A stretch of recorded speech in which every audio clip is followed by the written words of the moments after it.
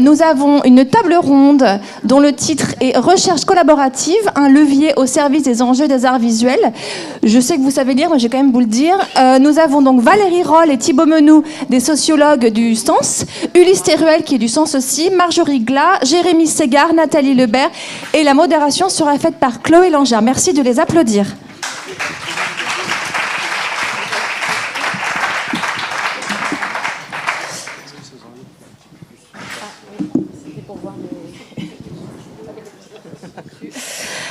Alors avant de commencer cette table ronde, je voulais proposer une définition de ce qu'on entend finalement par recherche collaborative. Alors une définition assez réductrice, et puis l'objectif c'est que tout au long effectivement de cette table ronde on puisse revenir sur ce qu'on entend par recherche collaborative à travers donc des exemples concrets. Alors d'abord dire que la recherche collaborative implique la rencontre d'abord et la co-construction d'un objet de connaissance à l'interface donc de deux mondes, le monde de la recherche et puis celui de la pratique professionnelle, ici en l'occurrence à travers donc le pôle des arts visuels, ou encore entre le monde scientifique et le monde artistique, et que cette recherche collaborative vise la production de connaissances et puis le développement aussi professionnel, c'est ce qu'on verra, et in fine le rapprochement, voire la médiation entre deux communautés, la communauté de recherche et puis la communauté de pratique. Alors la recherche collaborative, c'est pas quelque chose de nouveau, mais ça reste quand même encore aujourd'hui, en tout cas en France, largement marginalisé, en tout cas du côté des chercheurs. La recherche collaborative reste trop peu valorisée, quand bien même elle peut donner lieu à des publications scientifiques.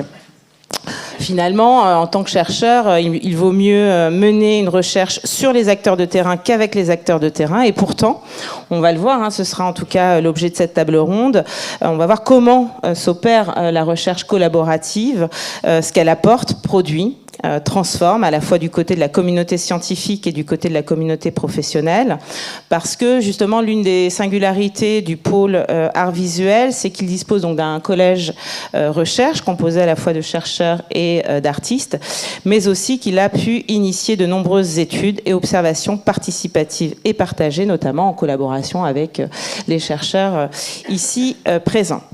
Alors pour ce premier temps concernant donc cette table ronde, l'idée c'est de comprendre comment finalement s'opère la rencontre et puis la co-construction d'un objet de connaissance qui est partagé entre le monde scientifique et celui de la pratique professionnelle, donc à savoir les artistes et plus largement les acteurs de la filière des arts visuels. Et donc je vais avoir une première question adressée à Thibaut et Valérie, à savoir, voilà, est-ce que vous pouvez revenir sur la genèse de la rencontre avec le pôle des arts visuels et puis des recherches collaboratives qui ont été initiées avec donc ce pôle, et y compris concernant donc la thèse CIFRE menée par Ulysse. Voir comment s'est opérée cette rencontre et puis se sont développés ces projets en collaboration avec le pôle. Merci Chloé. Donc pour faire un petit peu la genèse de ce qui a amené cet ensemble de recherches collaboratives, il faut remonter à 2017, qui est l'année où Valérie Roll et moi-même avons été recrutés à l'Université de Nantes. Et en fait, en arrivant à Nantes, j'avais un projet de recherche qui m'a été inspiré par la découverte d'une série de films d'une maison de production qui s'appelle les films du Balibari, qui est une maison de production nantaise, et parmi lesquels il y avait un film de Julia Kowalski qui s'appelle Anton dans l'ombre, qui date de 2010, je crois, et qui retrace le travail mené par Anton, un ouvrier polonais qui travaille au service d'un artiste star qui est Erwin Wurm, qu'on connaît tous en fait parce qu'il a créé ce bateau mou là qui est courbé au-dessus de l'écluse aux pèlerins dans le cadre du parcours de l'estuaire. Et en fait, ce documentaire retraçait la manière dont Anton fabrique les œuvres que pense Erwin Wurm. Et donc, j'ai eu envie de travailler sur la délégation du travail artistique et plus précisément sur la manière dont les artistes stars délèguent souvent la production, voire la conception même des œuvres qu'ils vont signer à d'autres personnes qui vont les réaliser à leur place sans les signer. Alors parmi ces personnes, il y a beaucoup d'artisans, d'ouvriers, etc. Mais il y a aussi des artistes, et c'est cette population-là qui m'intéressait à l'origine. Et donc j'ai commencé à enquêter notamment sur le cas américain à New York et sur le cas allemand à Berlin, qui sont deux places de production d'œuvres d'art importantes au niveau mondial, avec des contextes très différents. Et l'idée, c'était de décliner aussi cette recherche sur le cas français. Et donc j'avais tout de suite proposé à Valérie Roll de s'associer à cette recherche sur les petites mains de l'art contemporain.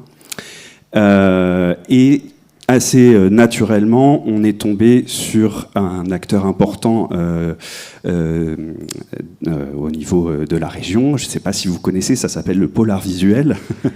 Et en fait, parallèlement à ça, en fait, nos collègues géographes du laboratoire ESO, qui est un laboratoire qui s'appelle Espace et Société, donc qui sont des géographes très socio-compatibles, on pourrait dire, qui travaillent beaucoup avec les sociologues, ils ont lancé un super projet qui est un atlas de la métropole nantaise, un petit peu sur le modèle de l'atlas d'Athènes, qui existe aussi, c'est des atlas en ligne. Et voilà, il publie régulièrement des planches sur la géographie de phénomènes sociaux sur la région. Et donc l'idée nous est venue, en découvrant le pôle art visuel avec Valérie, d'essayer de cartographier justement les adhérents au pôle. Et donc là, grâce à le sérieux dans le maintien des archives personnelles de Valérie, elle a pu retrouver exactement la datation de la rencontre avec d'abord Nathalie. Donc, si je dis pas de bêtises, c'était en octobre 2019 qu'on prend un premier contact avec Nathalie, qu'on rencontre d'abord par téléphone et puis ensuite en présentiel, comme on dit, en novembre 2019. Et ensuite, on connaît la suite, le Covid arrive. Et donc, la deuxième rencontre qui va avoir lieu, cette fois-ci à 4, avec Virginie Lardière, aura lieu en juin 2020. Voilà. Et donc, on discute avec Nathalie et Virginie de cet ensemble d'archives du pôle et de toutes ces adhésions au fil des années d'existence qu'il avait déjà derrière lui. Et ça a été l'occasion déjà au fil des échanges, pas forcément lors de ce premier rendez-vous, mais au fil des échanges, de les interroger sur leur propre production catégorielle, de les comprendre. Nous, on avait l'habitude de les interroger sur qu'est-ce que c'est qu'un salarié, un indépendant, un intermédiaire, une structure, etc. Comment est-ce qu'on est intéressé de savoir, est-ce que par exemple il y a un suivi qui est fait de qui assiste à quels ateliers proposés par le pôle, des choses comme ça. Donc ça permet, ce genre de recherche collaborative, aussi de, je crois, faire en sorte que les professionnels avec lesquels on travaille regardent peut-être différemment aussi leurs catégories, et que nous, on essaye de les comprendre de l'intérieur. Et puis, voilà. Alors, la temporalité des choses par rapport à cette base de données, on en discutait encore tout à l'heure avec Valérie, dit quelque chose des conditions de travail aussi dans le monde de la recherche, puisque cette base de données qui est très mal nommée, moi j'aime pas du tout le mot base de données, parce que les données, elles sont pas données, elles sont construites, elles sont fabriquées, elles sont négociées aussi. Là, c'était pas trop l'enjeu, mais voilà, c'est pas du tout donné. Et on a commencé en 2021. Il y a eu un gros trou parce qu'en fait, on fait de la recherche aussi dans les moments où on a le temps d'en faire, et c'est malheureusement pendant les vacances. Voilà, c'est ça. Ou pas d'ailleurs, puisqu'on s'est arrêté en 2021, on a repris en 2023. Et on a repris encore à la défaveur des événements derniers qui nous ont donné un sacré coup de fouet pour arriver à produire des premiers résultats pour ces assises de juin. Et donc, ce qui explique qu'il y a encore beaucoup de choses à faire, beaucoup de choses à affiner, beaucoup de choses à vérifier, mais les premières tendances, on voulait absolument pouvoir les livrer en juin. Peut-être dire aussi que l'idée, c'est qu'il n'y avait pas de mandat spécifique, mais que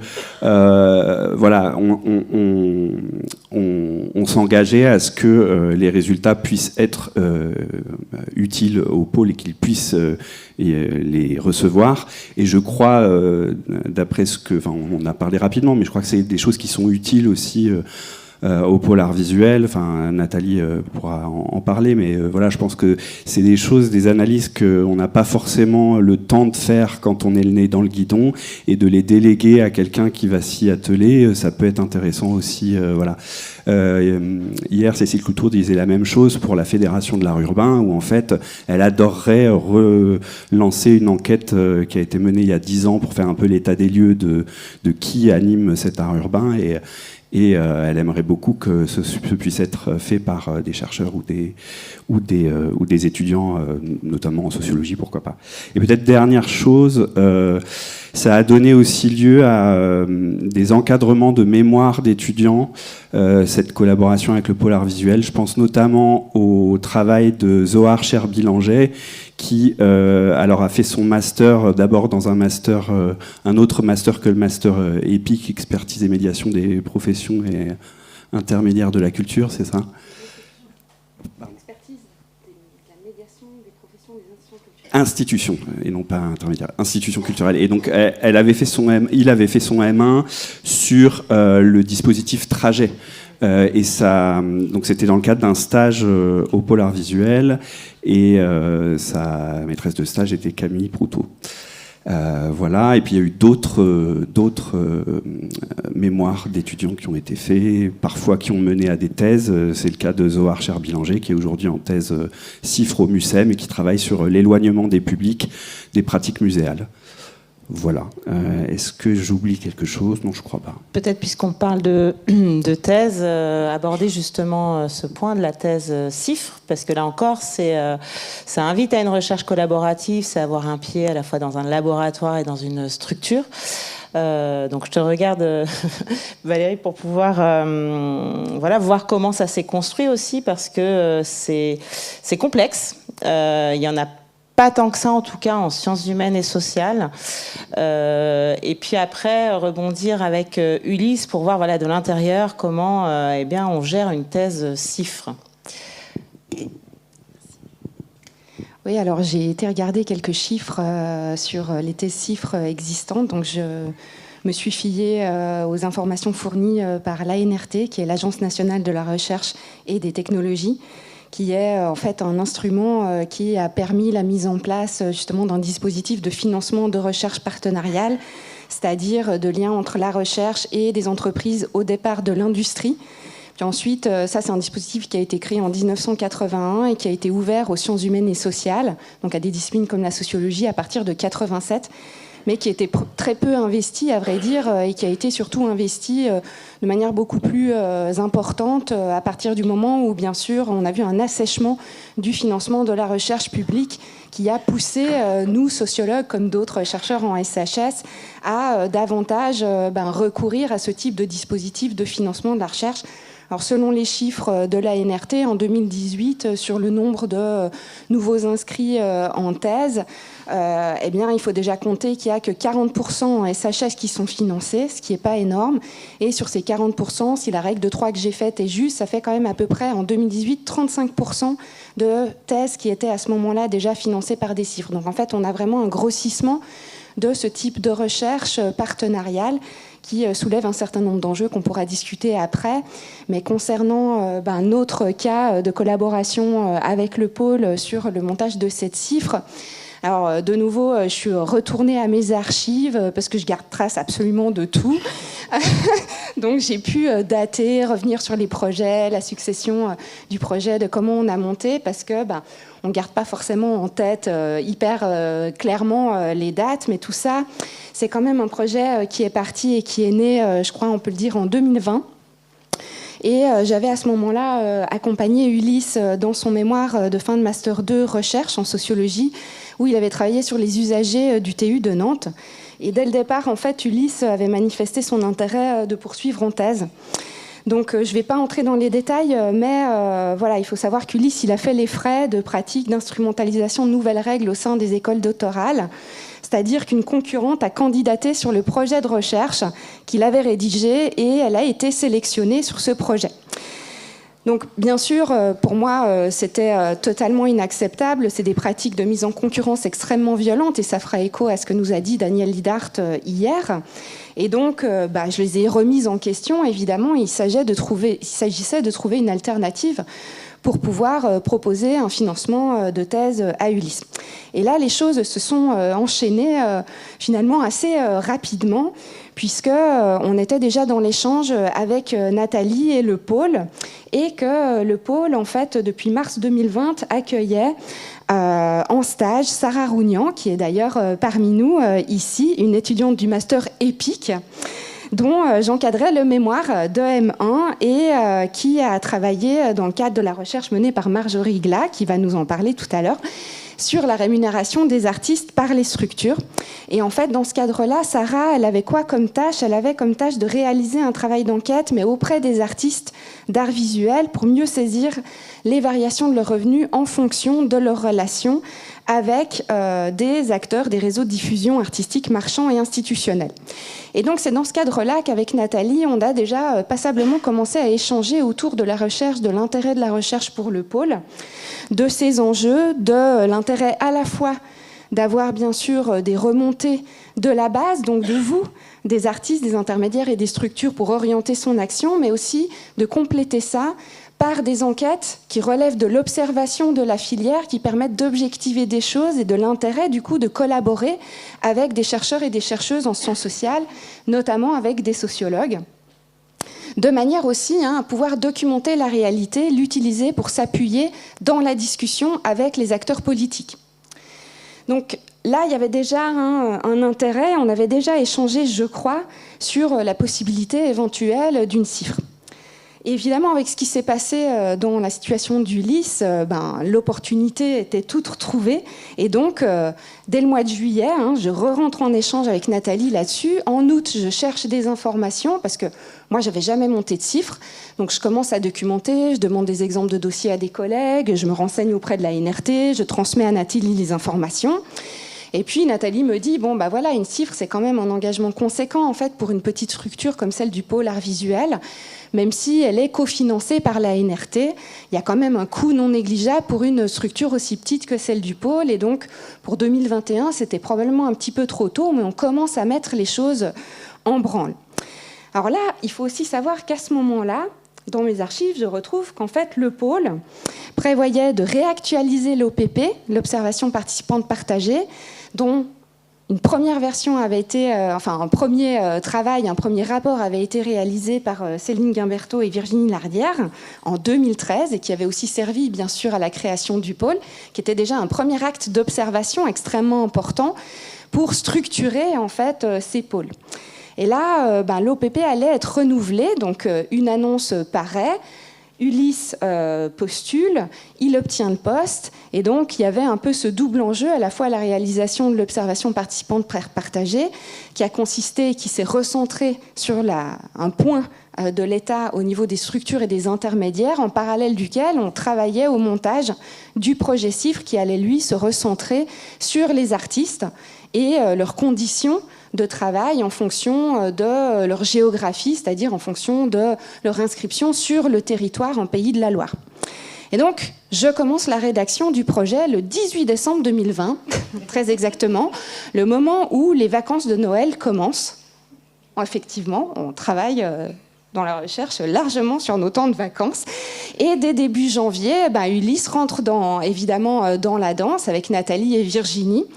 Ulysse, il documente et il lit des choses sur les politiques publiques, il lit les SODAVI. Moi, j'écris sur la dimension plus théorique et méthodologique. On échange avec Virginie et avec Nathalie parce que, bien évidemment, le manque de recherche, en fait, à l'échelle territoriale sur la situation des artistes en art visuel fait qu'il fallait l'expertise et l'expérience, en fait, de Virginie et Nathalie pour cerner des enjeux qui étaient propres à l'échelle régionale et pas à l'échelle nationale sur laquelle on avait déjà passablement d'enquêtes en sociologie pour cerner la situation des artistes, les inégalités, etc.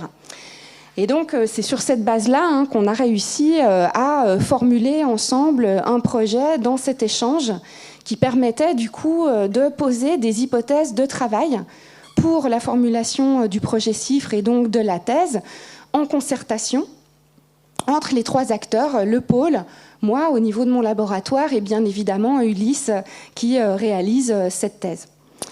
Et ce qui est intéressant, c'est vraiment que du coup, dans ce processus-là, c'est-à-dire qu'on a réussi à construire des hypothèses de recherche et de travail qui répondaient à la fois à l'intérêt du pôle, mais aussi à des intérêts de recherche, puisque l'intérêt du pôle, c'était de cerner ce qu'était la diversité des trajectoires des artistes et de le penser, bien sûr, sous le prisme de leur inscription géographique, puisqu'on a très peu de savoir et que c'est un enjeu, bien sûr, pour le pôle, pour orienter ensuite l'action et les dispositifs d'accompagnement des artistes de manière ajustée à des situations très différenciées.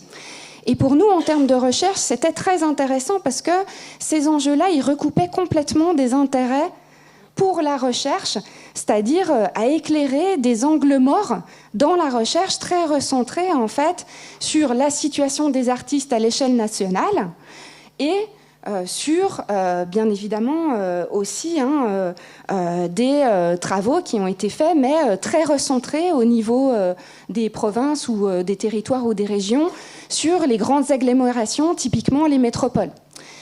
Donc, du coup, ce qu'il en était sur d'autres territoires, ruraux, littoraux, etc., alors même qu'ils réunissent quand même passablement d'artistes qui sont actifs dans ces espaces-là, on n'avait pas véritablement, et on n'a toujours pas véritablement de données, d'informations, de connaissances.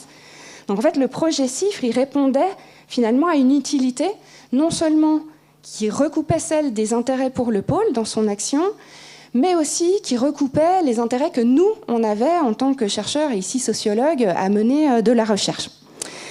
Donc on arrive finalement à aboutir ce projet qui va être validé le 12 janvier 2021 par le conseil d'administration du pôle, où je me souviens qu'il y a eu aussi un gros soutien en fait de la DRAC, Claire Nedelec, c'est ça, qui vraiment croyait aussi très fortement à l'intérêt de produire des connaissances qui puissent être partagées par les acteurs, qui puissent s'en saisir dans leur propre action et qui servent en même temps à la production de faisceaux de connaissances.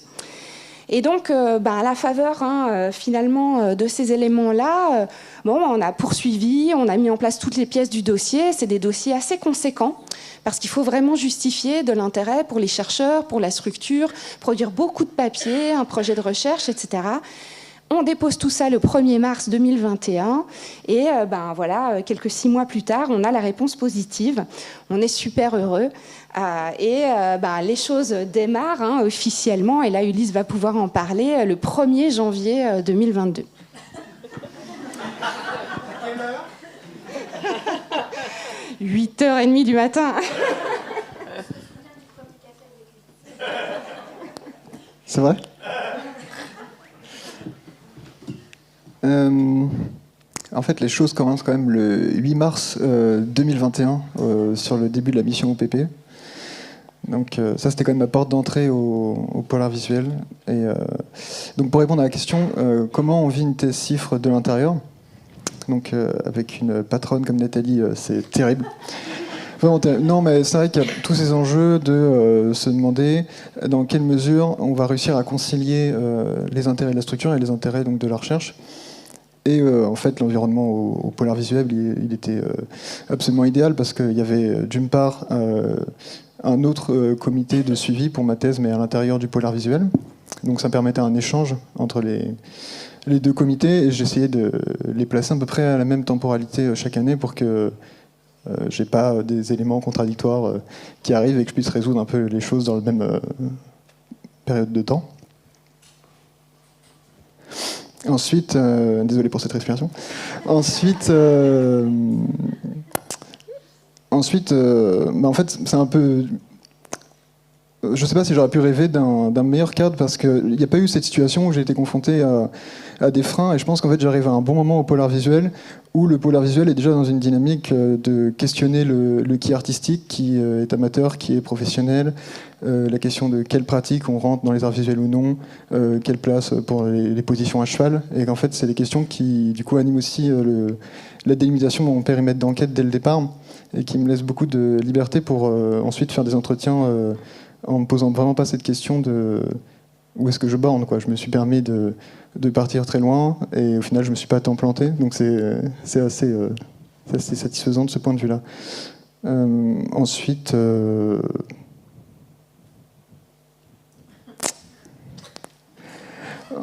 ne sais pas. Ensuite. Non, mais peut-être effectivement tu parles de temporalité, parce que la temporalité, alors à côté tu as quand même effectivement l'étude de l'observation participative et partagée que tu fais en parallèle à un moment donné. Je sais plus, je suis un peu perdu au niveau des dates. J'ai d'abord 9 mois sur l'OPP, puis ensuite le contrat. Ah, et c'est arrivé après. Mais ça Okay. s'est superposé un petit peu, parce qu'il y a eu on a dû prolonger la diffusion du questionnaire de l'OPP, parce que c'était une période de deuxième Covid, deuxième confinement. Donc, et c'est des matériaux que tu peux réintégrer ensuite dans ta thèse. Enfin, je veux dire, ça comment me permet... est-ce que tu navigues en fait entre à la fois des enquêtes qui peuvent être très pragmatiques, en même temps, à côté, dans la thèse, il y a des lectures théoriques, etc.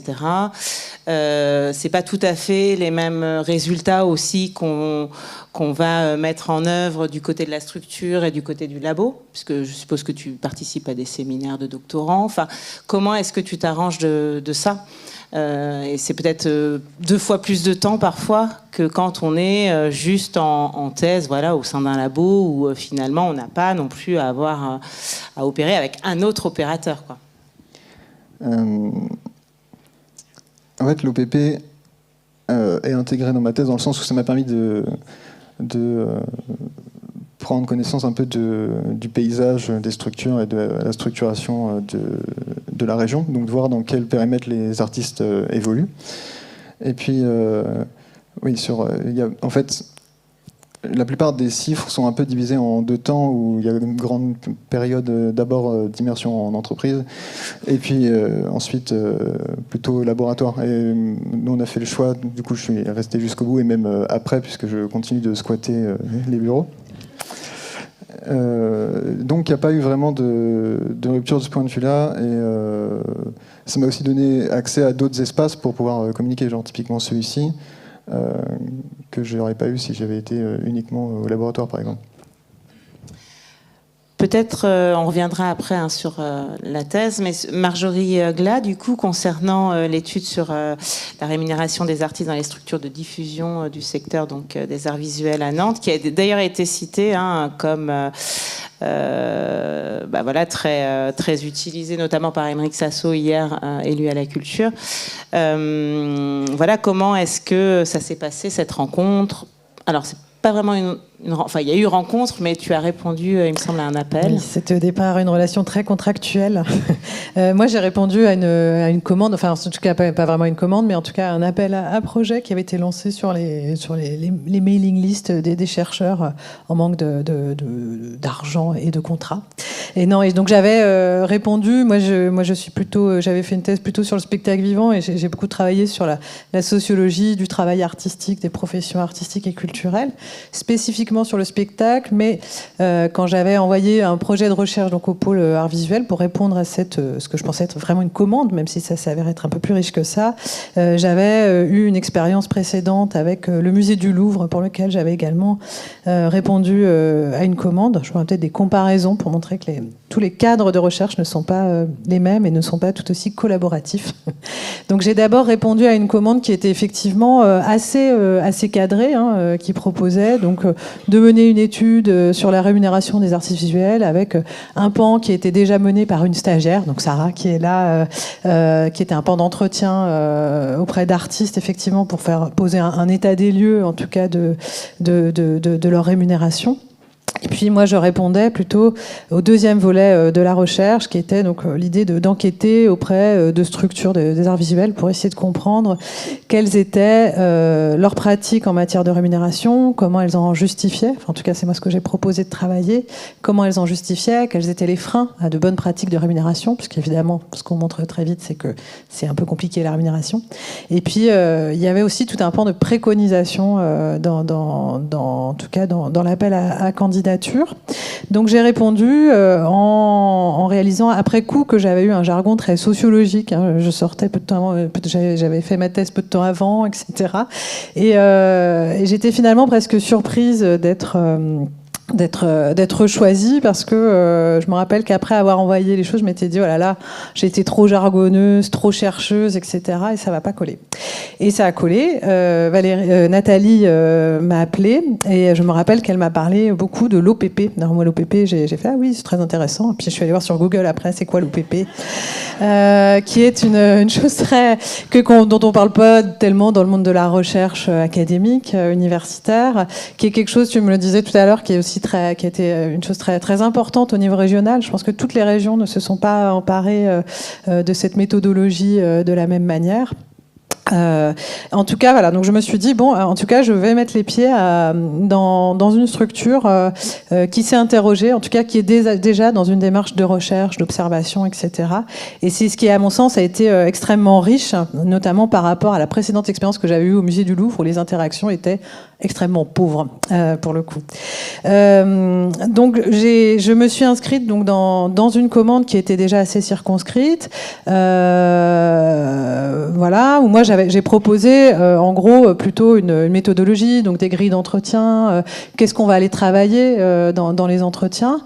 J'avais proposé aussi dans mon souvenir une espèce d'échantillonnage, mais il y avait un pré-échantillonnage qui avait été proposé aussi par un comité de suivi qui s'était proposé, donc qui était composé d'adhérents et d'adhérentes du pôle, investis sur la question, et qui s'était proposé en tout cas pour suivre un peu comme Ulysse, j'ai l'impression en tout cas, l'étude. Moi ça m'impressionnait beaucoup au départ, je m'interrogeais évidemment, ça c'est un réflexe classique de quelle autonomie je vais avoir, quelle indépendance, et en même temps c'est une commande, donc c'est bien normal de répondre, mais c'est des positionnements un petit peu particuliers, et ça s'est extrêmement bien passé pour tout un tas de raisons que moi je mets sur le compte à la fois du travail d'intermédiaire qu'a joué Nathalie pendant tout le long du processus de recherche, parce que je pense que ce comité de suivi a été aussi très bien préparé par Nathalie, acculturé aussi aux enjeux de la recherche, que cette acculturation elle avait sans doute pu se faire, mais tu compléteras, par le saut d'avis, par cette OPP qui était en cours, et où du coup je me suis retrouvée à régulièrement faire un état de l'avancement de cette recherche, de cette étude. Alors en visio, j'ai oublié de le préciser, on est tombé en plein Covid. Donc j'ai tout fait en visio, j'ai rencontré les gens 1 an après seulement. Mais en tout cas, voilà, on a eu tout ce travail-là de comité de suivi et où j'avais face à moi en fait des personnes qui disaient ah bah oui ça c'est intéressant, est-ce que tu pourrais rajouter ci, ça, etc. Donc les interactions étaient non seulement bienveillantes et puis en plus ça mettait le doigt sur des angles morts que j'avais pas identifiés, etc. Parce que j'étais finalement pas aussi connaisseuse du terrain que eux et elles ne l'étaient. Donc je me rappelle que le pré-échantillon des lieux, moi j'ai voulu le revoir en ajoutant des structures un peu qui proposaient un art plus pompier. Voilà. Donc ça, c'était rigolo aussi de moi venir les décaler peut-être par rapport à ce qu'ils considéraient comme des structures peut-être plus qui correspondaient peut-être plus à leurs esthétiques. Et puis de l'autre côté, je me rappelle de discussions sur des grilles d'entretien. Je disais, on va travailler ça, ça, ça. Et je me rappelle que voilà, certaines m'avaient dit, mais tu sais, tu devrais peut-être interroger aussi cet aspect-là des choses. Moi, dans mon métier d'artiste, moi, dans mon métier de galeriste, etc. Et donc il y a eu tout un tas d'allers-retours comme ça, qui me permettait de mieux me situer dans le terrain, qui me permettait aussi une entrée facilitée aussi au terrain. Ça c'est assez génial hein, quand on est chercheuse d'avoir cette ouverture là, mais avec toujours une grande autonomie qui m'a été laissée, et ce vraiment du tout début de la recherche jusqu'au bout, jusqu'à la présentation des résultats. Là où ce comité de suivi a été aussi un appui assez fondamental, c'est au moment de produire des préconisations, parce que ça, nous, chercheurs et chercheuses, on n'est pas très habitués à produire des préconisations. On est vraiment dans des postures qui sont plutôt de... Nous, avec la distance nécessaire, on vient donner des clés de lecture et de compréhension du monde social, tel qu'il existe, des contradictions qui traversent les gens, les groupes, etc. Et puis après, une fois qu'on a tiré les fils et mis en lumière ces éléments-là, eh bien... notre travail s'arrête là en quelque sorte. Après, ce qui joue, c'est comment les gens vont s'approprier notre travail. Et là, il fallait aller en deçà, puisqu'on me demandait de produire des préconisations. ce sur quoi je me sentais pas tant fragile, parce que finalement l'enquête permettait de tirer des fils, mais illégitime en tout cas, en me disant mais qui tu es toi pour donner des conseils, en plus sur les questions de rémunération qui sont des sujets un peu compliqués. Voilà. Et là, le travail avec le comité de suivi a été aussi assez fondamental, justement, pour s'assurer qu'on est réaliste sur ce qu'on propose, et puis qu'on est réaliste et qu'en même temps on arrive à être aussi assez ambitieux, puisque une des autres particularités de la position dans laquelle je me suis retrouvée, c'est que c'était une commande du pôle, mais aussi une commande politique, puisque c'est la ville de Nantes qui finançait. Donc il y avait aussi une question, il y avait aussi peut-être la nécessité d'être assez stratège pour être au service du secteur des arts visuels, pour que ces préconisations, elles puissent être vraiment appropriée par les pouvoirs publics. Donc qu'elle soit faisable, mais qu'elle soit aussi suffisamment ambitieuse. Donc, et ça, moi j'ai le souvenir en tout cas de temps de discussion qui étaient assez chouettes là-dessus. Donc l'intérêt pour moi de cette expérience, pour le coup, qui m'a réconciliée avec la recherche collaborative et avec l'enjeu de la commande. Je me suis dit, il y a des contextes dans lesquels ça peut être super riche. L'enjeu, c'est donc effectivement un accès au terrain facilité, une connaissance du terrain qui va vite, quoi. Enfin voilà, il y a une appropriation du terrain de recherche très rapidement qui est assez chouette. Moi, j'ai aussi trouvé des liens avec mon travail, puisque comme je travaillais beaucoup sur la sociologie des métiers, des professions artistiques, ça m'a permis d'être dans un travail aussi très comparatif entre le monde des arts visuels, le monde du spectacle, voir comment la question des conditions de travail, elle est mise à l'agenda dans chacun des secteurs. Pour moi, c'est des choses qui continuent à nourrir en fait assez fortement mes recherches encore aujourd'hui, donc c'est chouette. Mais par contre, tout cet intérêt-là, c'est aussi conditionné effectivement à un travail préparatoire fondamental. Et là, je rends hommage à Nathalie, qui a fait un travail incroyable en posant un cadre qui était extrêmement clair, qui était un cadre véritablement collaboratif, mais où chacun avait la bonne place. Et c'est à mon sens la condition pour laquelle ça doit bien se passer. Et autre intérêt pour moi, mais là je laisserai Nathalie en parler, c'est le fait que cette étude-là, qui s'est bien passée, elle a aidé à changer des choses, c'est-à-dire que certains pouvoirs publics s'en sont emparés pour repenser leur politique publique. Et ça, c'est pour le coup, quand on est chercheuse, c'est encore plus rare. Et ça fait vraiment plaisir. Voilà, merci. Et alors peut-être avant de laisser la parole à Nathalie sur justement tous les apports de ces recherches collaboratives qui, on le voit, ont nourri le pôle, et on voit bien aussi que tu as servi quelque part de traductrice entre les mondes, parce que c'est souvent ce dont on se rend compte, c'est qu'il faut souvent une personne qui soit en capacité aussi de pouvoir faire le lien entre deux mondes qui fonctionnent quand même de manière différente, qui ont des cultures professionnelles différentes, etc., etc. Mais avant, écoutez Jérémy, puisque donc tu es artiste et doctorant, et justement, je voulais savoir comment s'opérait ce lien entre ce monde artistique et puis le monde de la recherche, comment finalement à la fois la recherche venait nourrir peut-être ta pratique de création, et à l'inverse, ta pratique de création venait nourrir ton travail de recherche. Je pense notamment aux écritures créatives, puisque tu as pu coordonner, il me semble, une journée à ce propos. Donc voilà, je voulais t'entendre. C'est une question qui n'est pas hyper simple, parce que du coup, encore une fois, c'est les parcours de vie, donc c'est pas simple, parce qu'il faudrait résumer aussi toute ma vie à la sortie. On n'a pas le temps. Mais... C'est pour ça que et c'est juste pour montrer que c'est assez complexe en tant que tel, et que ça demande du temps aussi d'investissement autre qu'un investissement dans le... Il y a l'école forcément qui nous forme, mais après il y a aussi la mise en place d'un réseau spécifique. Moi, je fais aussi partie des profils un peu particuliers, parce que je suis pas rentré spécialement dans un réseau artistique dès le départ. Où je suis un peu sous le radar en fin de compte de pas rentrer dans un fonctionnement un peu plus classique, même si je suis pas sûr qu'il soit si général que ça, et par des appétences personnelles en fait de retourner vers l'université et d'aller voir des structures autres que spécialement celles du monde de l'art, tout simplement, et d'essayer de gratter un peu cet espace-là et de voir en fait qu'est-ce qui s'y passe, et de voir aussi les différences entre une école et l'université, où au final les espaces sont pas si proches que ça, c'est pas si simple. Et donc là, moi, il a fallu tout un apprentissage aussi du monde universitaire. Donc j'ai travaillé avant de la thèse, en tant que plasticien et aussi graphiste, parce que du coup, on a aussi des pôles de compétences le plus variés possible, et on essaye de répondre aussi à des demandes qui sont pas toujours simples, parce qu'on est aussi face à un monde universitaire qui est pas spécialement toujours au fait du monde artistique. Et en fait, là, il y a aussi beaucoup de malentendus, beaucoup de temps, voilà, c'est pour ça que ça demande vraiment un temps très long. Et encore une fois, les appétences et les liens qui se créent là, c'est aussi parce que les chercheurs qu'on peut rencontrer sont aussi des personnes qui ont des liens à l'art d'une certaine manière. Et que généralement, si on a des chercheurs en physique ou en mathématiques qui ne connaissent pas l'art, en fait, le dialogue est vraiment très, très, très compliqué, quoi, voire absent. Donc c'est vrai qu'il y a aussi tout un enjeu là, en fait, à continuer ce rapport pluridisciplinaire, en fait, de voir qui cohabite avec qui, comment les écoles sont en lien avec les universités et comment les choses se passent. D'autant plus que moi je fais pas une recherche en art et que j'ai une thèse qui est en co-direction, donc c'est encore du gros bricolage. Vous allez voir le travail de plasticien, c'est que c'est du bricolage donc je suis entre un laboratoire de biologie santé et l'école d'architecture de Nantes. Grand écart.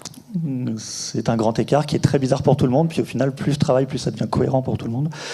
Et encore une fois, donc en fait, il faut aussi oser, en fin de compte, aller chercher des espaces qui ne sont pas les espaces dans lesquels on pense par réflexe, parce qu'en fait, il y a sans doute plein d'autres espaces dans lesquels on peut faire des choses. Et donc, il faut travailler un petit peu ça. Et donc, je me suis toujours positionné un peu dans ces interstices. Et l'intérêt, l'idée et l'envie, c'est toujours de faire cohabiter ce rapport pluridisciplinaire et de ne pas être coincé dans un champ disciplinaire qui est fortement intéressant, mais qui aussi empêche en fin de compte des rencontres ou du travail collaboratif et en fin de compte un apprentissage beaucoup plus vaste. Et donc ça fait partie aussi un peu des thématiques. Et donc je reviens sur cette journée d'études des écritures alternatives, donc qui sont portées par la MSH Ange Guépin et l'école d'architecture de Nantes. Enfin, le laboratoire rattaché à l'école d'architecture de Nantes. Après, je ne rentre pas dans tous les détails, d'ailleurs, c'est toujours très compliqué, les rapports de structure au sein de l'université, de l'enseignement supérieur, c'est un peu l'enfer. Mais du coup, dans ces journées, c'est des journées qui sont portées surtout par les sciences humaines et sociales, et l'idée, c'est de voir comment les écritures évoluent dans ces disciplines-là.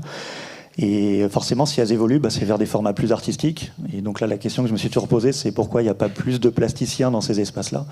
Et comment on fait en sorte qu'il y ait plus de plasticiens qui viennent dans ces champs-là aussi et viennent se frotter ? Donc il y a plein de dispositifs qui sont mis en place au sein des universités, sur des financements, sur plein de choses pour qu'il y ait des cohabitations. Mais le nœud d'intérêt qui m'a toujours porté à cœur, c'était de me dire qu'on était nous aussi des chercheurs et qu'il fallait qu'on trouve en fait un degré pour participer réellement de la recherche et pas être juste là pour la vulgariser ou en discuter ou être là un peu en fin de chaîne, et de trouver en fait des systèmes de dialogue dans la manière même de pratiquer tout ça. Donc ce qui n'est pas toujours hyper simple, parce que moi je suis plutôt que des sciences, je suis en biologie santé, donc c'est aussi des champs disciplinaires qui sont quand même assez très différents sur plein de méthodologies, sur plein de manières de travailler. Après, en sciences humaines, il y a d'autres ponts qui peuvent se faire de manière plus, je mets des guillemets, plus simple. Mais voilà, il y a pas mal de choses à aller chercher. Et là-dessus aussi, le pôle a eu une place assez importante, parce que du coup, quand on a voulu monter un peu ce temps de dialogue entre les sciences humaines et sociales et puis les artistes, du coup, je suis revenu voir Nathalie là-dessus, et Nathalie nous a accueillis très rapidement en disant oui, il faut qu'on participe à cette journée et qu'on puisse mettre un peu de moyens et qu'on puisse vraiment rendre ça possible. Donc du coup, on a pu faire une table ronde qui nous a permis d'inviter des plasticiens et des chercheurs et de questionner cette difficulté de champ disciplinaire et d'aller aussi un peu au-delà, d'aller aussi poser des questions très, très pragmatiques de l'organisation, en fin de compte, de métiers qui sont différents, de temps de travail, de contrats qui ne sont pas les mêmes. Un chercheur qui est en poste, il peut donner beaucoup de temps en fait, à son travail.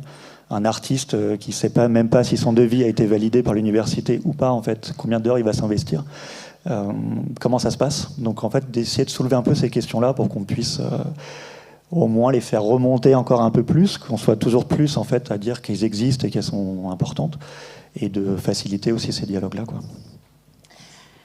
Merci. Et donc du coup, Nathalie, comment est-ce que tu t'empares de tous ces matériaux? Parce que beaucoup de résultats, forcément, liés à toutes ces enquêtes. Comment est-ce qu'elles ont été utiles en pratique au pôle? Qu'est-ce qu'elles ont permis en termes même d'aide à la décision, auprès aussi des politiques publiques? Voilà, parce qu'on voit bien ton rôle, en tout cas, je trouve, de traductrice, ouais, trait d'union entre deux mondes qui, encore une fois, il y a, comme tu le disais aussi, Jérémy, il y a quand même beaucoup de freins à lever pour qu'ils puissent travailler sur cette recherche, enfin, ensemble en tout cas, et de manière co-construite. Donc voilà, qu'est-ce que ça a pu au final apporter au pôle? Merci beaucoup déjà pour tous vos témoignages. C'est super de vous entendre et puis de mesurer ensemble le chemin qu'on fait, les rencontres qu'on fait et toute cette richesse qu'on a construite ensemble. Et puis j'ai envie de revenir un petit peu dans l'histoire du pôle sur le tout démarrage, parce qu'on a pas mal parlé d'OPP et je trouve ça super qu'on en parle beaucoup. Quand je suis arrivée sur le territoire en poste, en fait, il y avait cette OPP. Et je me dis, mais c'est génial, on a déjà en fait une photographie formidable du territoire avec des données précises. Donc c'était un outil extraordinaire pour démarrer un travail de réseau. Et ça, c'était quand même la première région, il me semble, hein, Virginie, je te regarde, en France, en fait, à disposer d'un tel matériau, en fait, de connaissances à l'échelle d'une région de sa filière. Donc ça, c'était quand même un outil de départ considérable. Donc on s'est emparé de ça. Et puis, cette question de la méthodologie, on l'a partagée ce matin aussi avec les autres pôles, cette richesse en fait de cette méthodologie, et aussi d'avoir, pour le coup, un tronc commun de questions, mais aussi d'affiner en fonction des filières, de faire un travail à la loupe avec une série de questions qui pouvaient être vraiment plus en lien avec nos questionnements, avec nos enjeux. Ça, c'était aussi une possibilité d'avoir là une comparabilité des données, d'avoir en fait d'un coup une richesse en fait de la connaissance sur le secteur culturel un peu élargi. Donc cette base de travail, elle était formidable. Et puis ces 2 P dont on a parlé ce matin, participatif et partagé, bah, c'est vraiment aussi, j'ai été bonne élève tout de suite, on va dire, dans l'OPP. Je me suis dit, bah, ces 2 P, ils sont formidables. C'est vraiment aussi des outils de notre action au pôle. Parce qu'on va être dans la concertation en permanence, parce qu'on a un travail de terrain à faire considérable, parce qu'il faut identifier les acteurs, il faut travailler avec les acteurs, il faut les mettre autour de la table. Et comme c'était le premier réseau aussi en France à travailler de manière écosystémique, bah, il y avait un enjeu considérable à vraiment mettre autour de la table tous les acteurs dans leur diversité.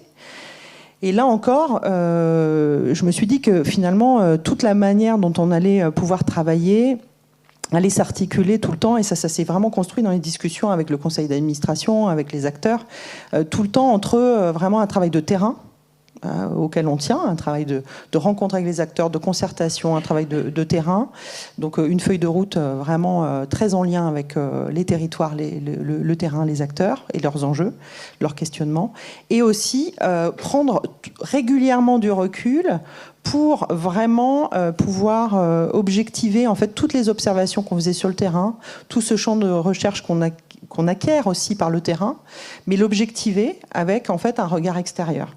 Et ça s'est construit effectivement par les rencontres, mais il y avait déjà cette envie en fait, déjà à la base, dans la construction du polar visuel, il y avait déjà cette envie en fait de s'appuyer sur des données. Et puis finalement, les arts visuels ont pas été, ça n'a pas été un terrain de recherche. Pendant très longtemps. Ça le devient un peu plus, mais ça n'a pas été un terrain de recherche pendant très très longtemps. Donc là, moi, j'étais la première rencontre, j'avais pas les dates, moi, j'ai pas noté toutes les dates, mais je me souviens, je me suis dit, ah, génial, des chercheurs qui s'intéressent à nous. Je me suis dit, mais c'est formidable, on va y aller, quoi. Moi, à chaque fois, en fait, qu'il y avait ces possibilités d'avoir, en fait, un regard extérieur, une porosité avec d'autres secteurs, je trouvais que ça venait vraiment enrichir notre construction, notre réflexion, et que ça venait alimenter notre feuille de route. Et dans tout ce qu'on a fait hier, on en parlait aussi pour ce qui s'est fait aussi sur d'autres partenariats. En fait, on articule vraiment cette action de terrain, cette feuille de route qui se déplie au fur et à mesure, et en même temps ce travail d'observation au long cours qui vient nourrir cette feuille de route, qui vient la bouger, la décaler, et on a tenu toujours à ce que le projet du pôle ne soit pas figé. Cette feuille de route, elle se construit en réfléchissant, elle se construit à partir de données. Et le bon exemple aussi, c'est à la fois effectivement ce qu'on a fait avec Marjorie, et ça c'était vraiment une très belle expérience pour moi aussi, Marjorie, et puis qui a été très limpide, en fait, très, très clair avec toi, c'est aussi d'avoir une étude aussi claire, avec des préconisations claires. Effectivement, je revois Olive ou d'autres personnes, Virginie, qui ont aidé et qui ont contribué. Je me souviens des préconisations faites par Olive sur les tensions de l'immobilier, sur Nantes, etc. Enfin, tout ce qui peut apporter en fait au questionnement, au débat, aux enjeux, enrichir. Et puis, en fait, quand on construit la feuille de route qui suit cette étude, on travaille ensemble, on continue à travailler ensemble, à déployer en fait tout un tas d'actions. Donc, ça s'est traduit parce qu'effectivement, les données, elles servent aussi à légitimer notre action. C'est clair, parce que il faut qu'on ait du poids en fait aussi pour discuter, pour travailler sur la question des politiques publiques, pour vraiment objectiver des constats qu'on fait. Donc ça, vraiment, il y a vraiment un enjeu que ça puisse orienter aussi les politiques publiques, très clairement, et que ça puisse se faire de manière, dans le dialogue, autant que possible. Et effectivement, la ville de Nantes a pu se saisir d'un certain nombre de constats. Mais pas que. Ce qui était intéressant, c'est de voir que, à l'époque, la région a commencé à se poser des questions sur ces dispositifs à la suite de l'étude. Après, le département Loire-Atlantique s'est aussi posé des questions sur ces dispositifs et a mis d'autres choses en place. On a, nous, commencé à initier tout un cycle sur la contractualisation en se disant, de toute façon, et puis c'était un des constats de Marjorie, la rémunération, évidemment, ça va de pair avec ce cadre, le cadre de la contractualisation qui est vraiment pas acquis, en fait, dans la filière. Donc, comment est-ce qu'on avance sur des cycles d'information, en fait, sur toute la région ? Parce que l'idée, c'était de l'étendre aussi, ce propos, sur toute la région, sur cette feuille de route. Donc pendant 1 an, on est allé sur les territoires, on a reçu des artistes, des lieux de diffusion, des collectivités qui sont venues aussi, qui sont aussi évidemment pourvoyeurs d'appels à projets réguliers, mais qui sont peu connaisseurs du fonctionnement des arts visuels. Donc c'était vraiment bien de pouvoir avancer sur le terrain de la contractualisation. Dans un même temps, par exemple, Mayenne Culture, en fait, s'était lancé en fait, dans une enquête, une étude, un diagnostic en tout cas de son territoire et des politiques arts visuels, ou en tout cas dans l'idée d'initier de nouvelles politiques en faveur des arts visuels. Donc ça a été mené par AMAC d'ailleurs. Et en fait, nous, on est venus aussi dans le comité de suivi en fait, de ce travail de diagnostic, en s'appuyant sur les préconisations de cette étude et sur un ensemble d'autres pratiques qu'on avait préconisées, pour vraiment appuyer le développement d'une politique culturelle en faveur des arts visuels qui prenait en compte en fait des conditions de rémunération, enfin un cadre en fait en tout cas avec des conditions optimales, le plus optimales possible. Et puis là on avait l'exemple hier avec Art en résidence, comment on tire les fils pendant plusieurs années, et je pense que voilà, malheureusement on aurait pu continuer longtemps encore parce que ces études elles servent longtemps. On met du temps à les monter, mais elles servent longtemps. Et en fait, avec Art en résidence, cet outil qu'on a co-réalisé sur les rémunérations dans le cadre de la résidence, il s'appuie, d'ailleurs c'est écrit dans l'introduction de cet outil, il s'appuie sur leur charte de leur côté, tout le travail qu'ils ont fait du côté du réseau national, mais il s'appuie sur l'étude sur la rémunération et les constats qu'on a fait. Donc on voit comme ça construit sur le temps, en fait, tout ce travail, et comment ça alimente une feuille de route, comment ça oriente aussi des actions. Et puis c'est vrai que la thèse CIFRE, c'était quand même une grande aventure. C'était formidable d'avoir quelqu'un. Moi, je rêvais de ne pas avoir des pointillés en fait en termes de recherche et d'avoir quelqu'un en continu. Donc là, c'était une opportunité formidable d'avoir quelqu'un à nos côtés, puis qui s'est vraiment très vite aussi inscrit dans la filière, était en contact des acteurs. Ulysse a été partout avec nous, sur tous les territoires, les actions, les journées pro. Donc c'était évidemment plus qu'un terrain de recherche, c'était aussi des rencontres qui ont du coup après facilité le travail, mais qui ont aussi beaucoup apporté au polar visuel, parce que Ulysse venait apporter un autre regard pour les acteurs de la filière, et en fait construisait une autre relation aussi. Et là aussi partager des constats, des analyses sur la filière. Donc c'est vrai que ça a beaucoup apporté là aussi dans les deux sens. On espère que ce travail, on va pouvoir d'une manière ou d'une autre le valoriser voilà, quand il sera à son terme. Donc voilà, ça alimente constamment en fait, cette feuille de route. Alors effectivement, on voit bien comment la recherche vient déplacer cette feuille de route, en tout cas la réactualiser. Et à l'inverse, Ulysse, peut-être, est-ce que toi, travers les résultats, à travers les rencontres que tu as pu faire via le pôle des arts visuels, parce qu'on voit bien que ça accélère quand même l'acculturation. Voilà, on est plongé dans un terrain d'enquête. Comment est-ce que finalement, peut-être, ces rencontres avec les acteurs professionnels de la filière ont pu aussi déplacer en fait tes questionnements? Est-ce qu'il y a eu, je sais pas, des surprises, des pas de côté? Voilà, comment est-ce que ça a fait peut-être bouger aussi par rapport à une problématique de départ? Comment ça a pu faire bouger, toi, ton activité de recherche?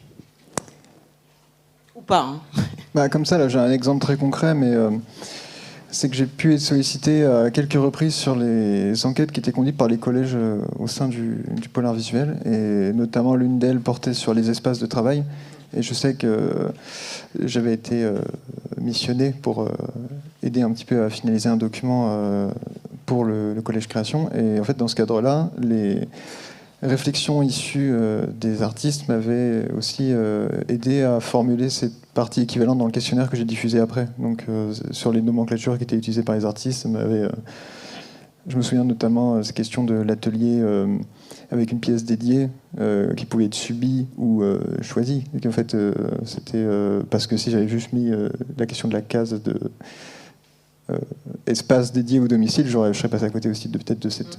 donc voilà, voir comment ça se valorise par la suite. Mais je sais que ça m'est arrivé aussi, donc sûrement, ça a infusé tout le long sur des questionnements de catégories mobilisées par les acteurs et actrices, et qui du coup se répercutent à un moment donné sur le dispositif d'enquête, quoi.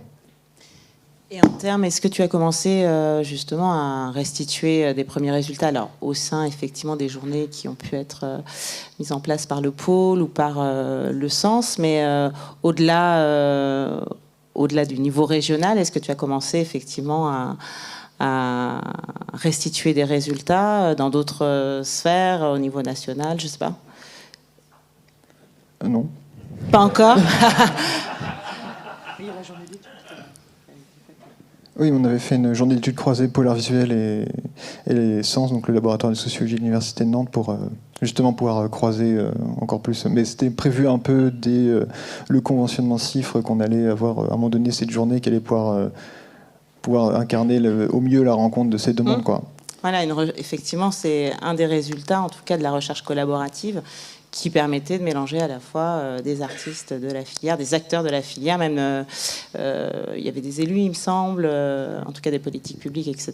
Et puis en même temps des chercheurs, avec les chercheurs du Sens, et puis d'autres chercheurs, alors je ne me rappelle plus vraiment, mais qui venaient, voilà, il y en avait de Paris, et qui a permis effectivement de discuter autour de thématiques, notamment de recherche, liées à tes travaux.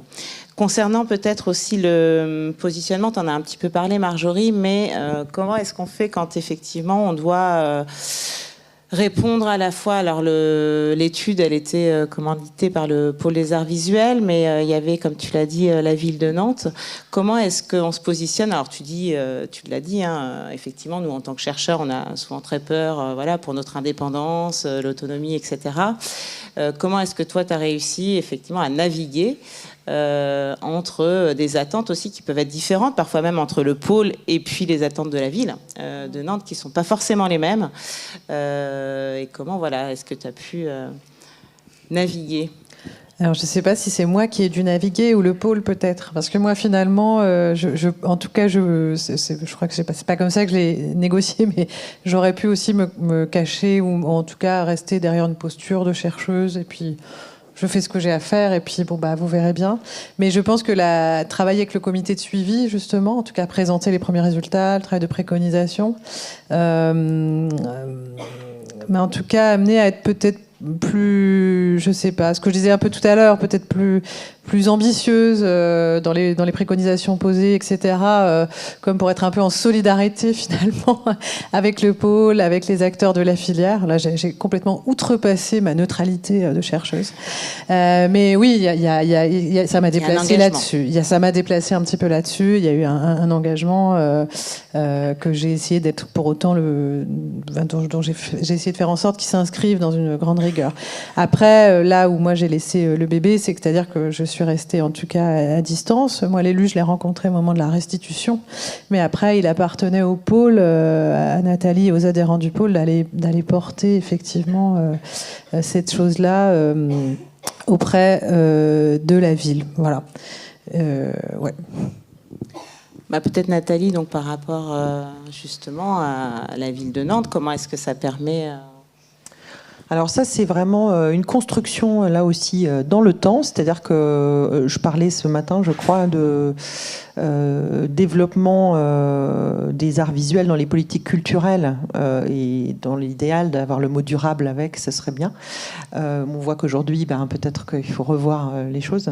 Mais en tout cas, c'était un enjeu d'avoir la ville de Nantes, qui est quand même plutôt une ville avec une dynamique culturelle assez forte, mais où finalement persistent peut-être aussi des différences entre le spectacle vivant et les arts visuels. Et puis on trouvait qu'il y avait des terrains qui n'avaient pas été suffisamment avancés dans les politiques culturelles de la ville de Nantes, et sur lesquels il fallait qu'on aille, nous, avec eux, négocier, les accompagner. Et finalement, assez rapidement dans les discussions, on leur a proposé cette enquête. Ils se sont plutôt laissés faire, alors que c'était finalement pas une pratique qu'ils avaient trop, de procéder par une enquête, mais on s'est dit que ça allait être un bon terrain pour faire des constats et puis pour vraiment aussi pouvoir ensemble dire voyez, il y a des choses sur lesquelles il faut qu'on avance, les constats sont ceux-ci, on a des préconisations claires. Et effectivement, je me souviens que même après la restitution, ils disaient maintenant il faut qu'on y aille.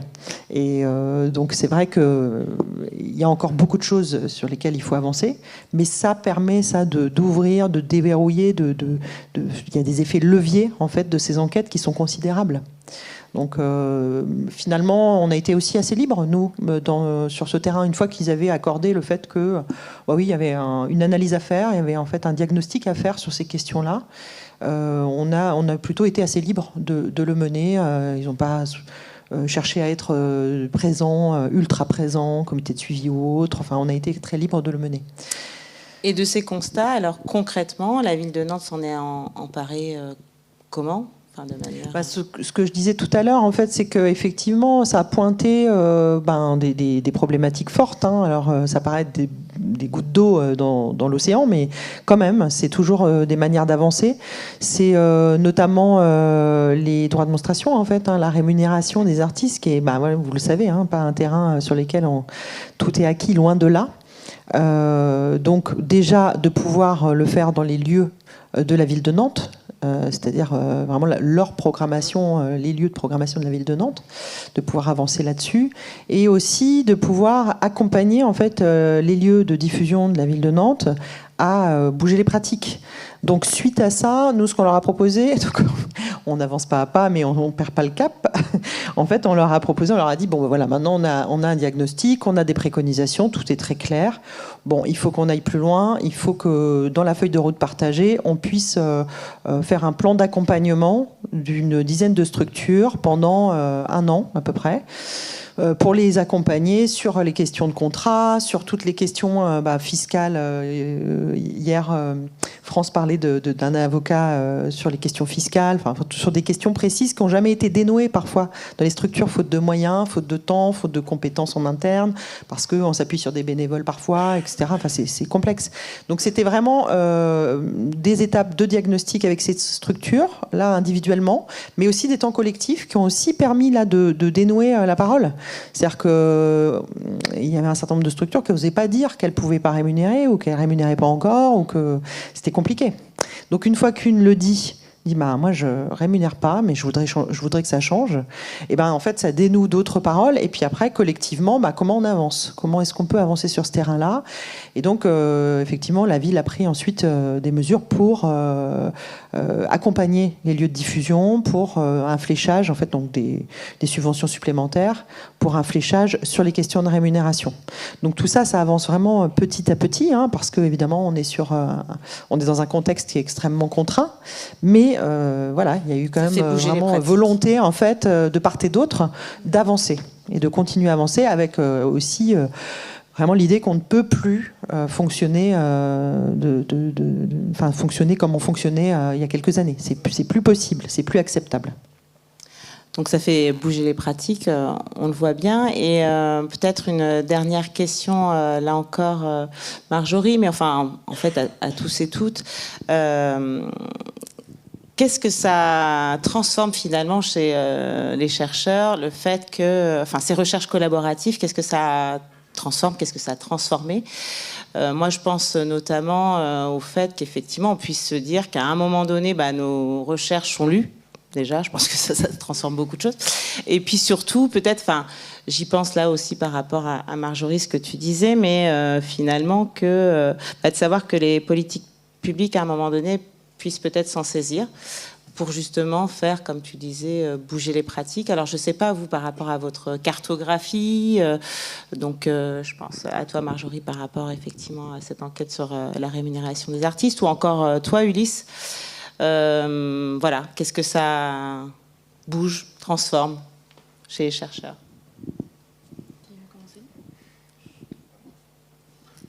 Moi, je sais pas. En tout cas, moi, ça m'a amené à être peut-être moins méfiante et à libérer un peu mes pratiques de recherche. Aussi, après, je pense qu'il y a aussi petit à petit, on a plus de métiers et on est aussi plus assuré de sa propre rigueur scientifique et du coup, on s'aventure aussi peut-être plus facilement. J'ai depuis, par exemple, expérimenté un projet de recherche-action. Je pensais pas aller là-dessus un jour et voilà, dans des logiques collaboratives aussi, c'est en fait super intéressant. Même si ça ne se substitue pas à une recherche pur jeu. Enfin voilà, ce sont des choses différentes qui ont des objectifs différents, des cadrages différents. Moi, il y a un truc avec lequel je suis toujours pas à l'aise pour autant, c'est avec les pairs, avec mes collègues scientifiques. J'ai beaucoup de mal à assumer ces endroits-là de recherche. J'assume les résultats, les articles, etc. Mais j'ai toujours, mais c'est peut-être moi qui suis un peu parano, j'ai toujours peur d'être mal jugée à cet endroit-là, de manquer d'autonomie, de distance par rapport à mon objet, etc. Donc je trouve que c'est plus par rapport au monde académique où moi j'ai du mal à vraiment faire bouger complètement les choses. Mais ça m'a un peu libérée, effectivement, personnellement. Ouais, je viens là-dessus aussi, parce que du coup, sur les journées des écritures alternatives, c'était des questions qui étaient vraiment au centre, en fait, parce que, encore une fois, en fait, peu importe la discipline, il y a toujours cette question de carrière qui est derrière, et qui n'est pas anodine. Et pendant ces journées, en fait, la plupart des chercheurs en sciences humaines et sociales, en fait, soulevaient exactement ce que tu viens de dire, c'est qu'en fait, comment on est reconnu quand on va voir d'autres gens que les gens de nos disciplines. Et en fait, d'aller voir ailleurs, en fait, c'est potentiellement pas très bon pour la carrière. Donc ça, c'est des vraies questions aussi. C'est pour ça que c'est important de se côtoyer beaucoup plus, en fin de compte, et de se serrer les coudes, parce qu'en fait, c'est aussi la question de la science ouverte, des questions, en fait, on voit dans quel état on est à la fois et politique, mais environnementalement aussi parlant. Enfin, on a des gros enjeux, des grosses questions, et ça, on peut pas y répondre individuellement. Il faut vraiment que tous les corps de métier s'y mettent un peu tous ensemble. Et là, c'est des endroits en fait où les réponses commencent un peu à avoir lieu, mais il y a toujours ces enjeux en fin de compte professionnels derrière qui sont assez difficiles, quoi. Et moi, j'ai pas vraiment répondu tout à l'heure à la question, mais je fais juste un petit aparté sur cette question-ci où moi, je suis pas du tout formé aux sciences humaines et sociales. Je me retrouve dans des champs de sciences humaines et sociales. Et en fin de compte, c'est toujours un peu cette difficulté-là. C'est qui a le droit de faire quoi, comment, pourquoi. C'est très ambigu en fin de compte. Alors qu'au final, on a des outils qui sont assez proches, qui sont assez similaires. Mais encore une fois, on n'est pas dans les mêmes sillons de formation, on ne se côtoie pas assez, il y a plein de choses qui font que c'est très compliqué, alors qu'en fait, sur le terrain, souvent, ça n'a pas lieu. Et en fait, il y a encore une fois là beaucoup de choses à aller oser et à aller chercher, parce qu'en fait, dans la réalité, ça se passe vraiment différemment. Ça ne se passe pas toujours bien, il y a plein de choses complexes, mais il faut aller gratter en tout cas ces espaces-là, parce qu'en fait, il y a plein de choses à aller inventer, quoi.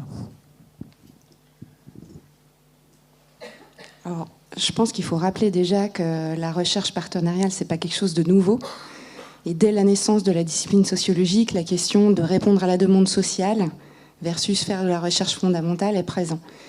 Et c'est quelque chose qui nous poursuit durant tout le parcours et qui nous questionne évidemment en permanence, avec des moments historiques d'accélération en fait de la recherche dite appliquée, qui est aussi liée à des projets politiques, à des enjeux de financement de la recherche, mais aussi à des enjeux d'appropriation des résultats de la recherche. Et je pense que le problème n'est pas tant sur la frontière entre est-ce qu'on fait de la recherche appliquée et de la recherche fondamentale, même si on ne peut pas faire de la recherche appliquée si la recherche fondamentale n'existe pas. Ce qui se joue, c'est quand même vraiment pour nous toujours ce qui relève de la liberté académique, tout comme il y a la liberté artistique. Quand vous créez des œuvres d'art, il y a cette liberté-là qui est garantie par un cadre. Nous, quand on fait de la recherche pour produire de la connaissance, il y a cette liberté académique qui est censée être garantie par un cadre, qui aujourd'hui est fragilisé, alors qui peut être fragilisé effectivement par de la recherche partenariale quand elle se fait sur mandat et qu'il y a déjà des enjeux en amont très forts d'appropriation, d'instrumentalisation qui vient conforter des décisions politiques ou entrepreneuriales, ou etc., qui évidemment posent des enjeux sur l'autonomie qu'on va avoir dans la réalisation de la recherche.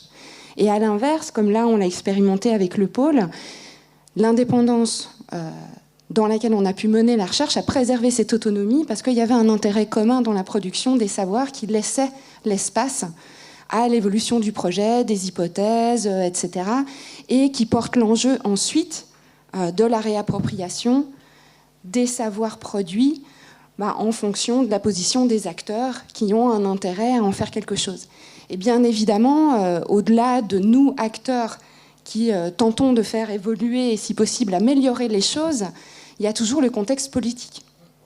Et je pense qu'aujourd'hui, c'est ça le gros enjeu qui nous touche à la fois dans la recherche, mais qui bien sûr touche aussi très directement les artistes par rapport aux coupes budgétaires qui remettent en question aussi l'intérêt de laisser cette liberté et dans la production artistique et dans la production des savoirs et de la connaissance.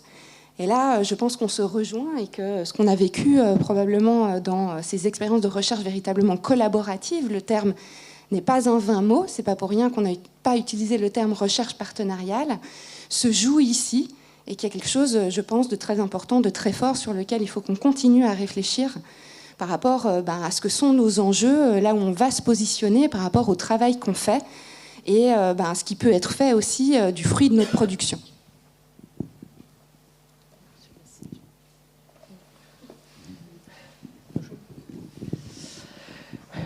C'est très juste, effectivement. Et moi, j'aimerais souligner aussi que voilà, ce travail-là, il est abîmé, mais en même temps, on l'a construit sur le temps et peut-être que ça peut pas s'effacer si vite. Enfin, j'ose y croire.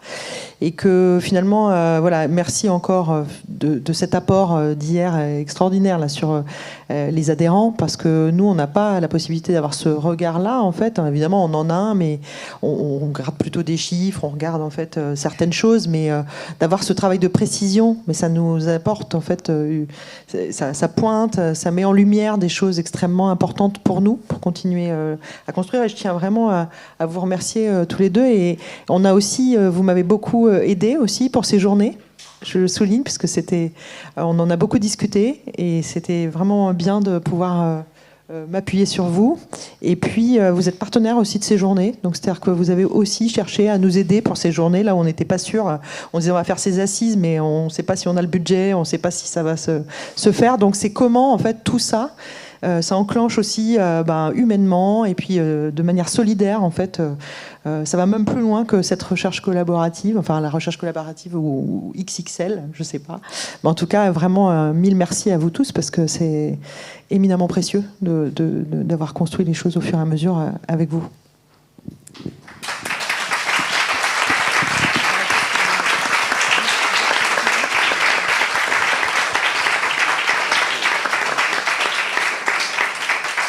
Je propose au regard du temps qui passe qu'on ouvre les échanges avec la salle. Si vous avez des questions.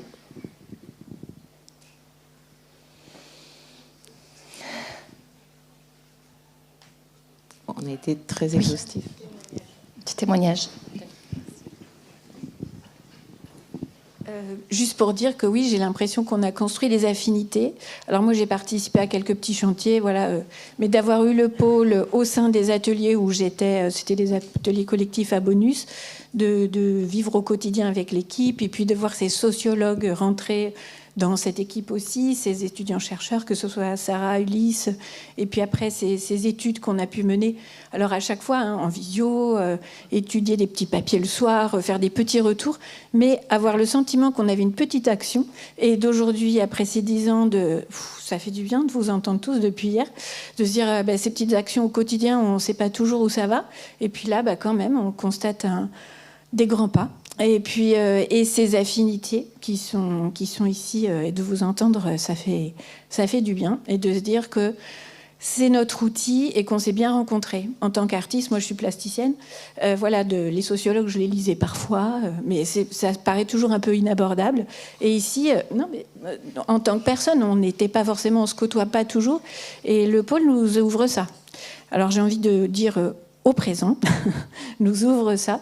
Et donc j'espère que ces affinités, que ces outils qu'on a réussi à partager avec toute une équipe qui s'est montée au fur et à mesure, aujourd'hui où elle est en difficulté, ou même elle nous échappe, elle disparaît, on parvienne à poursuivre en fait. Voilà. J'espère qu'on maintienne cette reconnaissance mutuelle. Voilà. Merci.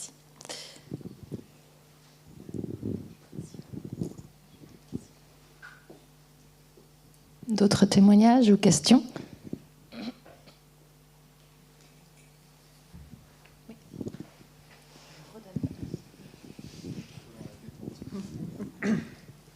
Oui, bonjour, j'avais une question pour Jérémy. Je voulais savoir si vous pouviez revenir sur ces journées d'écriture alternative.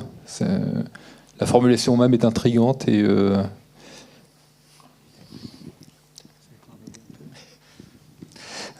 En fait, c'est tous les enjeux, mais ça, il faudra peut-être demander un peu plus aux experts des sciences humaines et sociales. C'est qu'en fait, il y a toute une mouvance ou des mouvements qui ont lieu depuis maintenant 10-15 ans. Après, c'est un peu varié suivant les outils, les médias qui sont utilisés, mais en tout cas, les sciences humaines s'ouvrent ou s'autorisent en tout cas d'écrire de manière moins académique, ce qui pose en fait la difficulté de la reconnaissance justement par les pairs. Mais qui vise aussi à expérimenter dans ces outils en fait, qui sont les médiums dont on a l'habitude en tant que plasticien et de les re-questionner, de les remettre aussi en théorie, de les remettre au centre, donc des pratiques qu'on a aussi en fin de compte au quotidien. Et c'est là que c'est intéressant parce qu'il y a des nœuds en fait, je pense très très forts et qu'il faut aller chercher un petit peu ça parce qu'il y a des questions sociologiques qui sont posées ou d'autres disciplines, anthropo ou peu importe. Où d'un seul coup, on a des médiums qui vont arriver, même des géographes qui bossent avec de la vidéo, qui bossent avec d'autres supports. Et en fait, c'est aussi des communautés qui ne se connaissent pas assez, en fin de compte. Où dans le champ de l'art, on connaît quelques grands pontes, on a quelques personnes, on a Jean Rouche, on a des personnes comme ça qui nous marquent et qui sont présents. Mais en fait, il y a plein de gens derrière, il y a plein d'universitaires, il y a plein de pratiques. Et encore une fois, c'est peut-être un peu clos. Et en fait, ces journées-là sont un peu dans l'optique aussi de faire que les publics puissent se rencontrer. Et donner envie, en fin de compte, vraiment de les questionner aussi, ces pratiques-là, parce qu'elles sont à la fois partagées, il y a des connaissances dans les deux camps, entre guillemets, je mets des grosses guillemets sur les camps, mais c'est important d'aller voir un petit peu ça. Donc je ne sais pas si je réponds bien à la question, mais en tout cas, il faut... Enfin voilà, il y a des médiums communs. Donc c'est très, très matériel cette question, mais voilà. Et en fait, derrière, il y a des questions théoriques qui vont se poser, il y a des champs disciplinaires qui viennent se les approprier. Et la question de ces champs aujourd'hui en sciences humaines et sociales, c'est aussi de voir comment cette matérialité-là en fait, participe de la recherche en tant que telle, donc très proche des questionnements d'un plasticien. Enfin, c'est très proche. Mais je ne sais pas si vous voulez un peu en reparler aussi. Merci.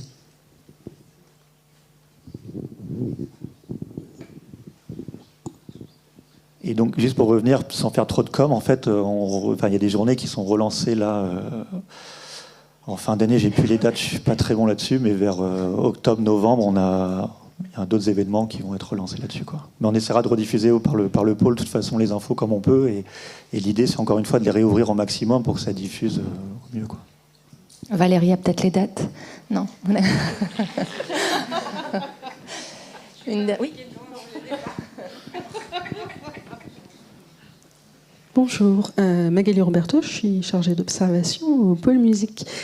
Du coup, moi, je me questionnais sur votre utilisation donc, des sciences sociales au pôle art visuel. On travaille, au pôle musique, on travaille de la même façon avec l'OPP. Et je voulais parler de discipline. On travaille beaucoup avec des sociologues, c'est mon cas aussi, des personnes qui travaillent dans les sciences de gestion, parfois des économistes, et justement en termes d'interdisciplinarité, est-ce qu'il y a d'autres moyens aussi de mener ces études sur sur le secteur des arts visuels avec d'autres disciplines, d'autres champs, d'ouvrir les possibles. Voilà.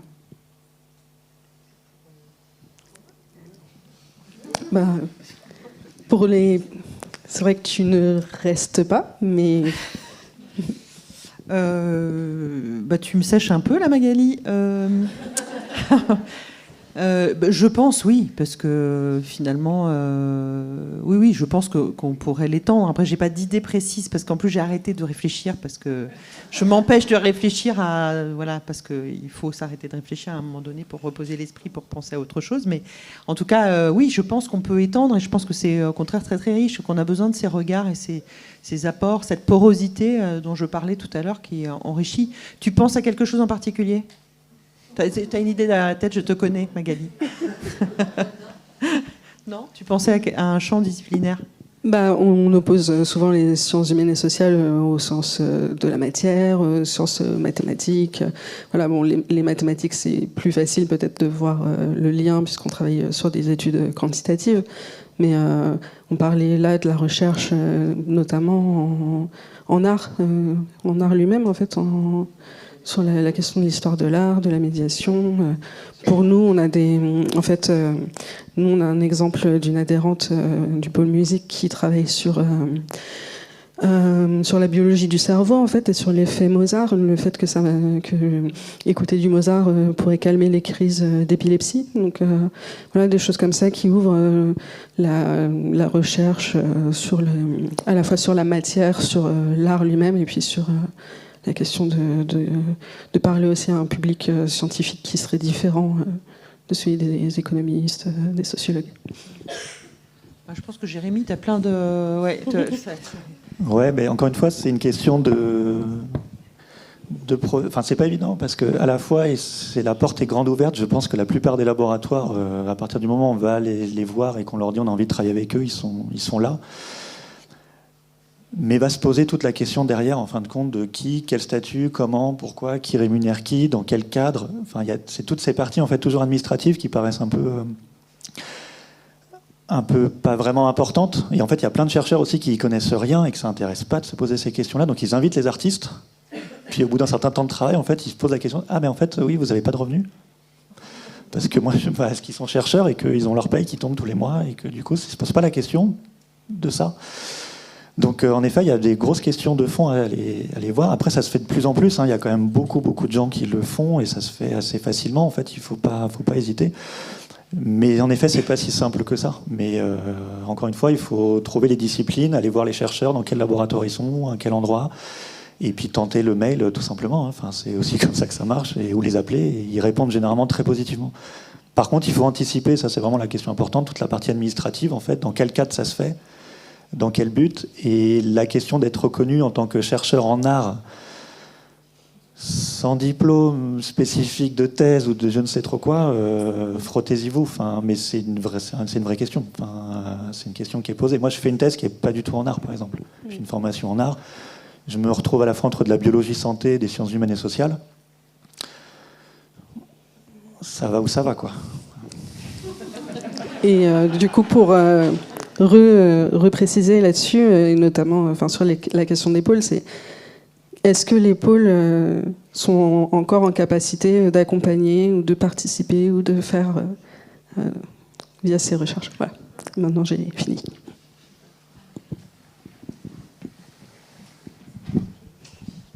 Effectivement, on sait bien, les constats sont difficiles là-dessus, et finalement, si on ne peut plus observer, ça va être compliqué. Et on en a parlé il n'y a pas longtemps en Interpol, d'ailleurs, de la nécessité de continuer. Parce qu'on a fait l'enquête, qui n'est pas une étude, qui est une enquête sur un temps ponctuel qui a été faite grâce à toi aussi, Magali, avec Ulysse, et puis avec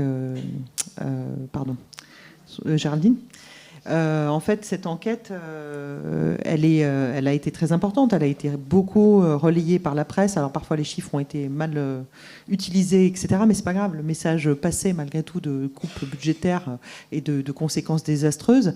Et il serait vraiment très très important de pouvoir continuer ce travail, ne serait-ce que d'enquête. On ne parle même pas d'études sur les mois à venir. On a parlé de 2025, qui est une année compliquée, et 2026 va l'être encore plus. Il faut qu'on puisse mesurer ça au fur et à mesure et qu'on puisse alerter circuler, qu'on puisse continuer à travailler avec la presse, et ça va être essentiel.